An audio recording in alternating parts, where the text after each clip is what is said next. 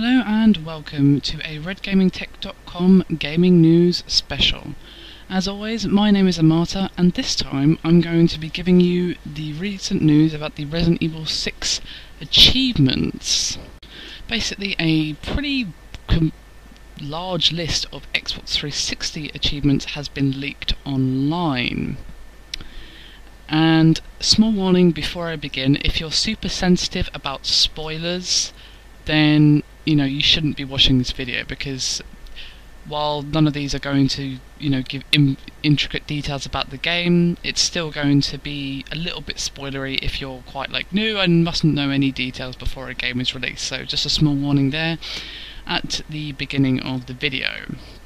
So basically what I'm going to do is just read out the achievements and then give you my thoughts on them as a whole and talk about any ones in particular that sound interesting. So, here we go. First one is The Longest Night, which gives you 10 points. Complete the tutorial for that one. Gone to Hell is 15 points. Complete Chapter 1.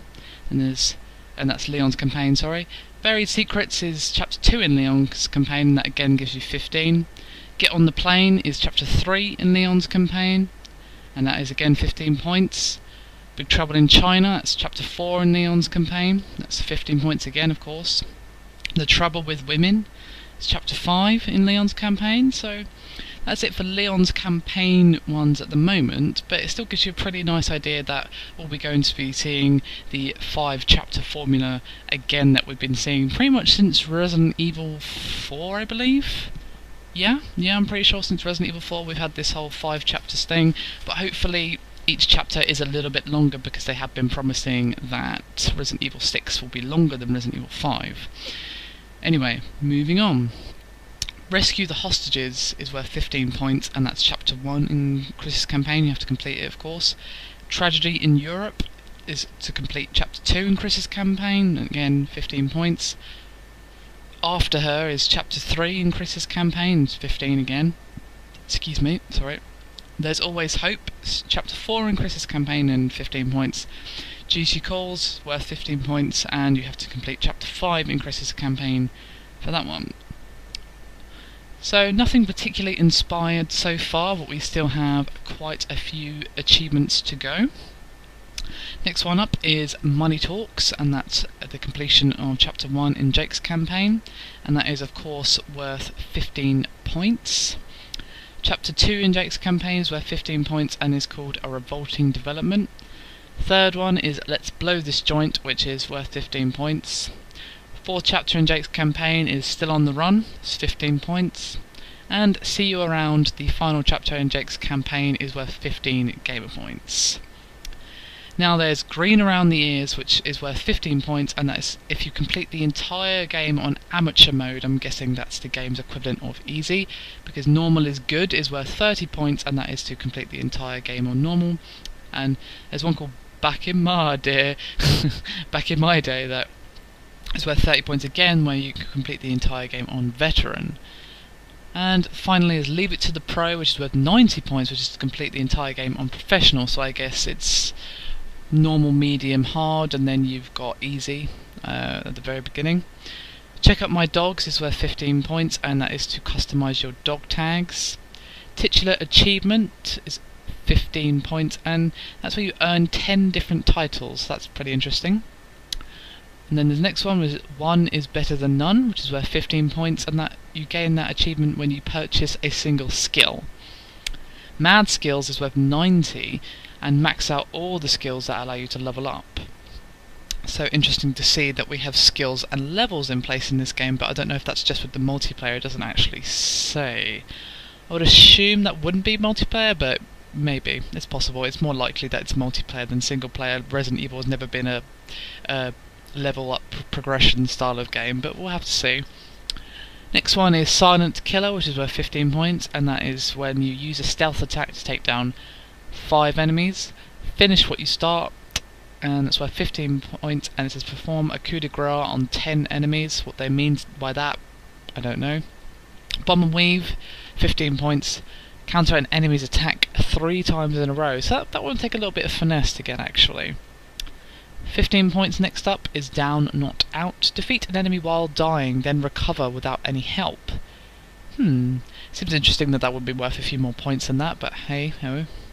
Lifesaver is worth 15 points. Help or rescue your partner 10 times. I imagine you're going to be doing that basically within the first few hours. Weapons Master is next and is worth 30 points. Use all the weapons in the game and kill 10 enemies with each of them. So that actually sounds like that would be quite time consuming to do that one actually. Give a Little Push is worth 15 points, and as you might imagine that's knocking 10 enemies off a high place. Rising Up is worth 30, and that's when you gain a level 4 title. Next one is called their Action Figures, which is worth 15 points, and that's when you collect 3 figures.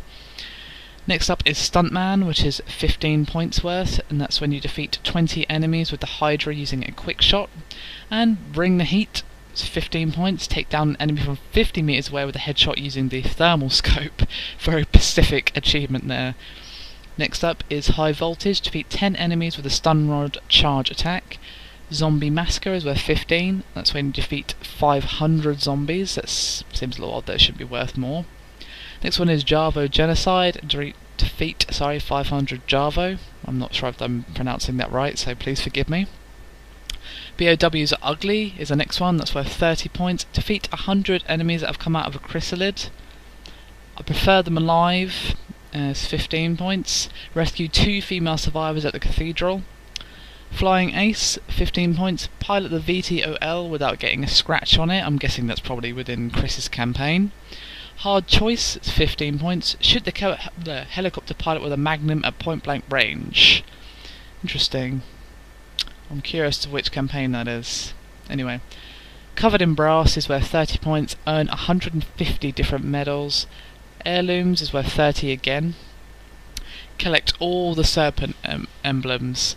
And then we have 6 secret achievements that are not listed here. It just says continue playing to unlock the secret achievement. And they are all worth 15 points each.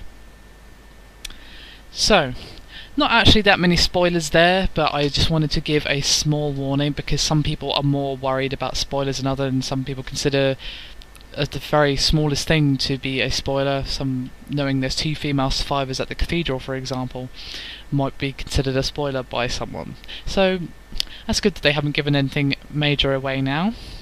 I wouldn't imagine they would have done, because obviously they've been keeping the story pretty tightly under wraps, so it would be very silly to reveal it with something such as this. Anyway, the achievements seem pretty standard, nothing in particular that seems particularly creative or amazing. There's some ones that sound like they're going to be a lot of fun to get, don't get me wrong.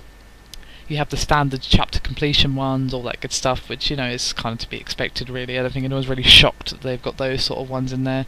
I'm pretty sure most games have those sort of achievements in. And it sounds like there's going to be more than enough to keep all you completionists out there occupied. My opinion so far on the achievement list, it looks fairly decent. There's a couple of ones that seem to be multiplayer only, but that's to be expected. Not exactly surprising or anything like that with that. And like I said, there seems to be quite a few that's going to take a fair amount of time and skill to actually get that achievement. So that's going to be fun. I'm not particularly an achievement whore myself, although it is fun when you see, oh, I'm almost getting that achievement, so I might as well try and finish it kind of thing. I'm not really a completionist in that sense, but I'm probably going to be going to a few of them, like the Give a Little Push, knock 10 enemies off a high place. That sounds fun to do, just generally, to be honest. So it's nice to get a little more information as to some of the nuts and bolts of the game, and while it doesn't give away any major spoilers, it does give you some idea of the type of thing that you can expect within the game. It sounds like they've got quite a lot of weapon variety and all that good stuff in there, as it got the achievement for using all the weapons in the game and killing 10 enemies with each of them. So I look forward to seeing what new weapons they've added into Resident Evil 6 from Resident Evil 5. Hopefully there's some pretty creative ones. I want to know what the Hydra is, to be honest, but it doesn't really say, as you might expect. Anyway, that's pretty much it for this gaming news special. This is a fairly quick one, as you might imagine. I don't want to drone on for too long just for the sake of it. So I hope you found this video somewhat informative. Please do check out our channel. We upload at least 2 videos a day, and again on our website breadgamingtech.com we have a few articles a day as well as some forums and all that good stuff. Anyway, enough of the plugging. I'll see you again next time.